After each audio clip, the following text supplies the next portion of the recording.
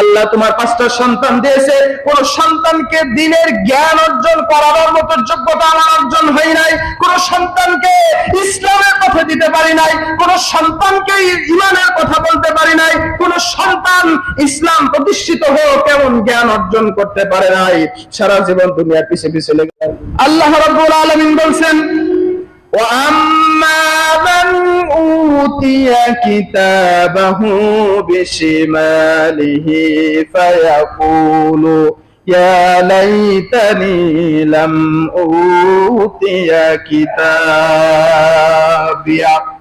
যারা নাকি ডান হাতে আমলনামা পেল, হাসরের ময়দানে যাদের আমলনামা আল্লাহ রাব্বুল আলামিন ডান হাতে দিল, তাদের জন্য সুখময় জান্নাত, আবাদ আবাদ জান্নাত তাদের জন্য ব্যবস্থা করে দেওয়া হলো। ও আম্মা মান উতিয়া কিতাবাহু বিশিমাল, কিন্তু যারা আমলনামা বাম হাতে আল্লাহ তাআলা দিল, কোন হাতে? বাম হাতে যাদের আমলনামা দিল, ফায়াকুলু ইয়া লাইতানি লাম উতিয়া কিতাবিয়া, হায় তারা আফসোস করবে আমাদেরকে যদি ডান হাতে আমলনামাটা দেয়া হতো, কেন আমাদের বাম হাতে দেয়া হলো? ওয়ালাম আদরি মা হিসাবিয়া, এবং আমি যদি না জানতাম আমার হিসাব হবে, আমি যদি এই সমস্ত বিষয়গুলি দুনিয়ার জিন্দেগিতে যদি পড়ে আসতাম, সত্যিই যদি জেনে আসতাম, আজকে আমার আমলনামা বোধ হয় বাম হাতে আসতো না, আমার আমলনামা ডান হাতে আসতো। তখন আল্লাহর কাছে সময় হিসাবে সময় হিসাবে যে আল্লাহ এখনই আমাকে বাম হাতে দিও না, একটু সময়, একটু সুযোগ, একটু পরিস্থিতি আমাকে তৈরি করে দাও, আমাকে দুনিয়াতে পাঠাবার ব্যবস্থা করে দাও, আমার যত ভালো কাজ করার দরকার সবকিছু করব, আমার যে সম্পদগুলো তুমি আল্লাহ তাআলা দিয়েছো সব আল্লাহ রাস্তায় দিয়ে সালেহ বান্দাদের ভিতরে শামিল হয়ে যাব। আল্লাহ তুমি আমাকে একটু সুযোগ দাও। সময় কি সুযোগ কি পরিস্থিতি দেওয়া হবে? কোন সময় নয়, সময় এখন যে বেঁচে আছি এটাই আমার জন্য নির্দিষ্ট সময়, এটাই আমার জন্য কি সময়? নির্দিষ্ট সময়। এখান থেকেই আমি জান্নাতকে ক্রয় করে নিতে পারি এবং জাহান্নামকেও ক্রয় করে নিতে পারি। আমার এটাই হলো আসল সুযোগ, পরবর্তীতে আর কোন সুযোগ আসবে না। আল্লাহ তাআলা বলছেন মা আগনা আন্নি মালিয়া, বান্দা তখন বলবে আমার ধন সম্পদ কোনো কাজে আসলো না, পৃথিবীতে সব কিছু রেখে আসছি, আমার তো কোনো কাজে আসলো না। হালাকা আন্নি সুলতানিয়া, দুনিয়াতে আমার যে ক্ষমতা ছিল, আমার যে প্রতিপত্তি ছিল, আমার যে অহংকার ছিল, আমার যে ক্ষমতা তুমি আল্লাহ তাআলা দিয়েছিলে, সেটাও আমার কোনো কাজে আসলো না। খুযুহু ফাগুল্লু, আল্লাহ রাব্বুল আলামিন আফসোসকারীদেরকে, ফেরেশতাদেরকে বলবে, ফেরেশতা যাও তাদেরকে পাকড়াও করো, ধরো, তাদেরকে জাহান্নামের ভিতরে নিক্ষেপ করো। নাউযুবিল্লাহি মিন জালিম।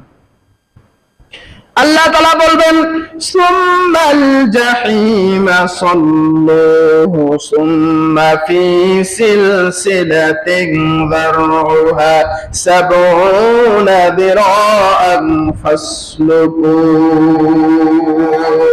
পুনরায় তাদেরকে সংকীর্ণ করো, 70 হাত দীর্ঘ জাহান্নামের বেড়ি দিয়া, জাহান্নামের শেকল দিয়া তাদেরকে বেঁধে ফেলো। ইন্নাহু কানা লা ইউমিনু বিল্লাহিল আযীম, সে মহান আল্লাহ বিশ্বাসী ছিল না, আল্লাহর দুশমন ছিল, আল্লাহর কথাগুলো সে বিশ্বাস করে নাই। আজকে তাকে পাকড়াও করো, বেঁধে ফেলো এবং জাহান্নামের দিকে তাদেরকে অগ্রসর করাও।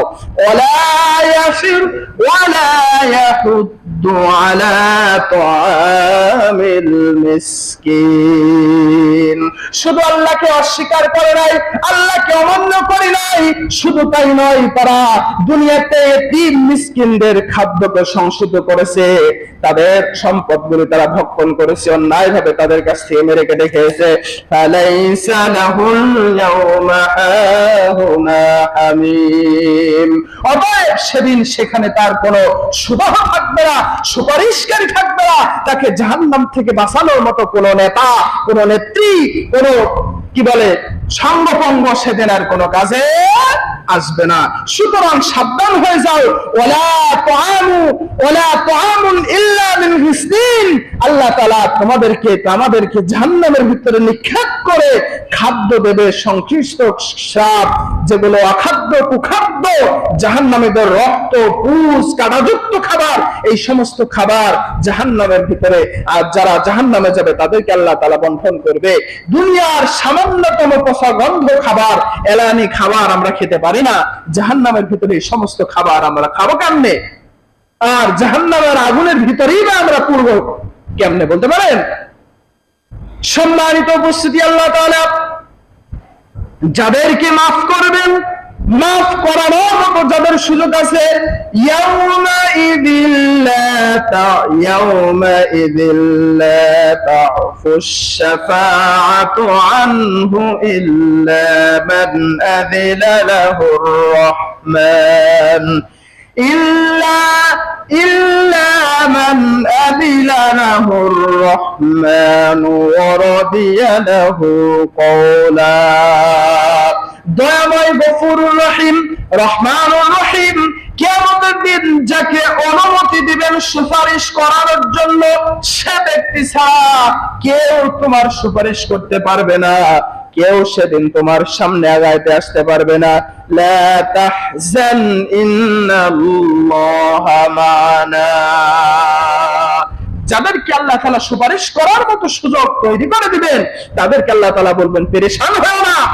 আস্তে ধীরে যাদেরকে সুপারিশ করানোর মতো যায়, তাদেরকে সুপারিশ করে জাহান্নাম থেকে বাঁচায়া জান্নাতের দিকে তুমি অগ্রসর করিয়ে নাও।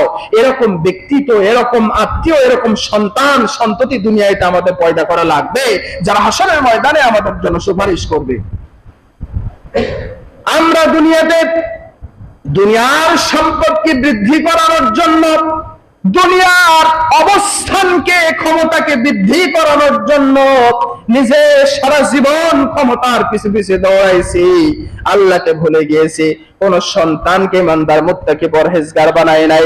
আল্লাহ তোমার 5টা সন্তান দিয়েছে, কোন সন্তানকে দ্বীনের জ্ঞান অর্জন করানোর মতো যোগ্যতা আমার অর্জন হয় নাই, কোন সন্তানকে ইসলামের কথা দিতে পারি নাই, কোন সন্তানকে ঈমানের কথা বলতে পারি নাই, কোন সন্তান ইসলাম প্রতিষ্ঠিত হোক এমন জ্ঞান অর্জন করতে পারে নাই। সারা জীবন দুনিয়ার পিছে পিছে লেগেছো। আর আল্লাহ রাব্বুল আলামিন কাল কিয়ামতের দিন তোমাকে যখন জাহান্নামের ভিতরে নিক্ষেপ করবে, সুপারিশ করানোর মতো কোন আত্মীয় স্বজন কিয়ামতের দিন তোমার সংযোগ হবে না। সুপারিশ করার মতো ব্যক্তি এই পৃথিবীর থেকেই তোমাকে অর্জন করাতে হবে। আল্লাহ যদি তোমার সন্তান দেন, সমস্ত সন্তানদেরকে দ্বীনের জ্ঞান, ইসলামের জ্ঞান তাদের ভিতরে ঢুকাই দিতে হবে। অবশ্যই অবশ্যই যে সন্তানকে তুমি ইসলামের জ্ঞান দিতে পারবে, যে সন্তানকে দুনিয়ার ভিতরে প্রতিষ্ঠিত করতে পারবে, ইসলামের জ্ঞান দ্বারা প্রতিষ্ঠিত করতে পারবে, অবশ্যই তুমি দুনিয়াতেও সাকসেসফুল।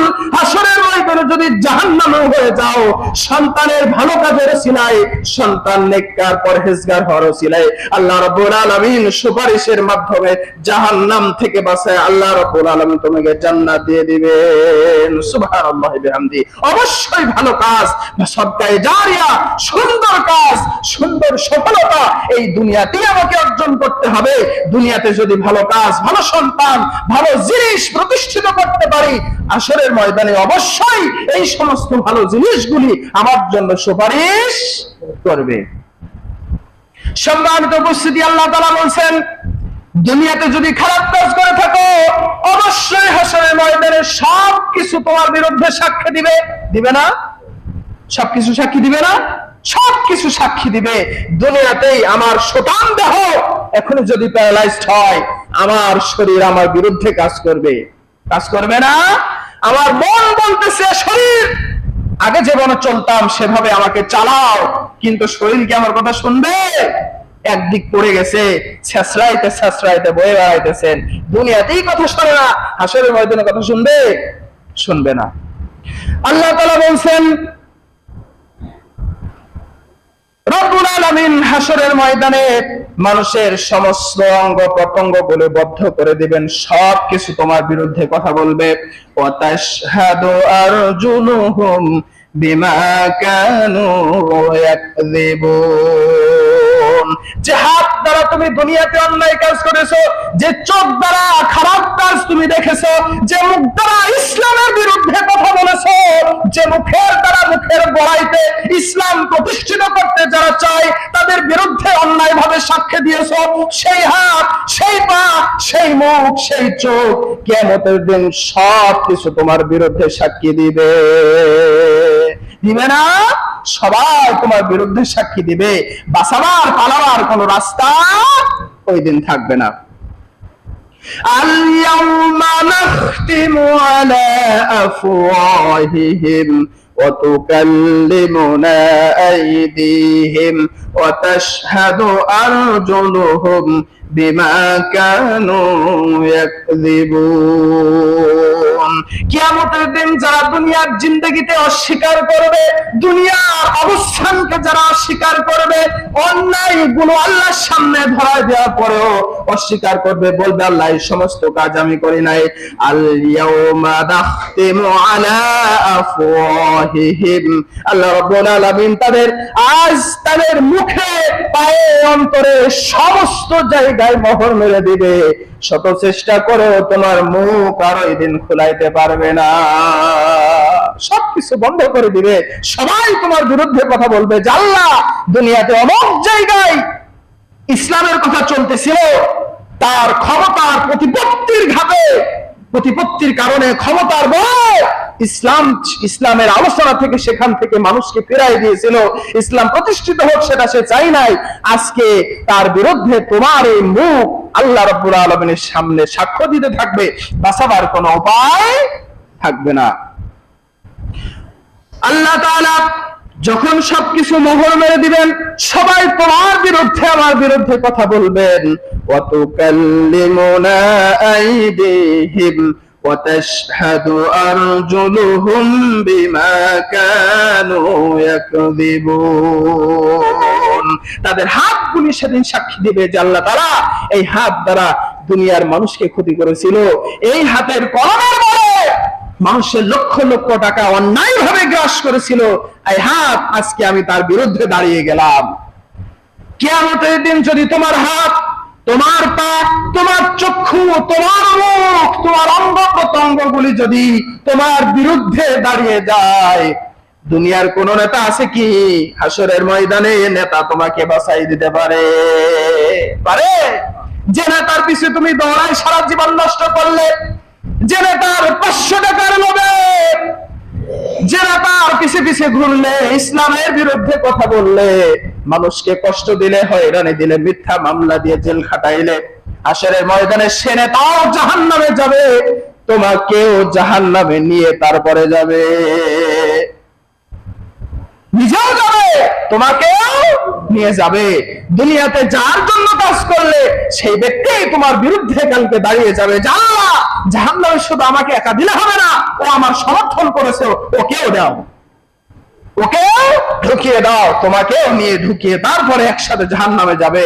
নেতা অবশ্যই ভালো নেতা নির্বাচন করতে হবে, যার হাত ধরে হাসরের ময়দানে নেতাও যাবে জান্নাতে, আমাকেও নিয়ে যাবে জান্নাতে, সুপারিশ করে নিয়ে যাবে। সে আমার সন্তান হোক, সে আমার উস্তাদ হোক, সে আমার পীর হোক, সে আমার বুজুর্গ হোক, সে আমার আলেম হোক, সে আমার ইমাম হোক, এমন নেতা নির্বাচন করবেন যে নেতা হাসরের ময়দানে আপনার আমার হাত ধরে সে নিজেও জান্নাতে যাবে এবং সুপারিশ করে জাহান্নাম থেকে বাঁচায়া জান্নাতে ঢুকাই দেবে। সুবহানাল্লাহি বিহামদি।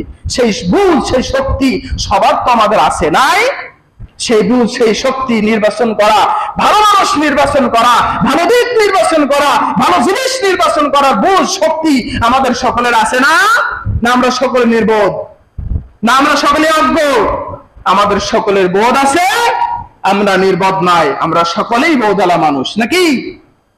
সম্মানিত উপস্থিতি, আল্লাহ তাআলা সবকিছু ভালো জানেন, সবকিছু দেখবেন, বুঝবেন। ইন্নাহা সাআত মুস্তাকাররাও ওয়া মুকামা, নিশ্চয় তা বসবাস আবাসস্থল হিসেবে জাহান্নামে যারা যাবে সেটা কঠিন এক জায়গা, ভয়ঙ্কর জায়গা, সেখান থেকে পালাবার কোনো রাস্তা আর খুঁজে পাওয়া যাবে না। সে জাহান্নাম থেকে বাঁচতে হলে, হাসরের ময়দানের কঠিন আযাব থেকে বাঁচতে হলে, সিরাতের ময়দানে সুন্দরভাবে পারাপার হতে হলে, মিজানের পাল্লাকে গুনার পাল্লা থেকে নেকির পাল্লা ভারী করতে হলে অবশ্যই সব থেকে গুরুত্বপূর্ণ জায়গা, সব থেকে বড় জায়গা, ভালো জায়গায় হলো এই দুনিয়ার ক্ষণস্থায়ী ছোট জীবন। কোন জায়গা, কোন জীবন? দুনিয়ার ছোট জায়গা, ক্ষণস্থায়ী জীবন। এ জীবন আমার আত্মীয় স্বজন, আমি মরে গেলে 5 দিন পরে যেমন আমার কেউ নাই, হাসরের ময়দানেও তারাও আমার কোনো কাজে আসবে না।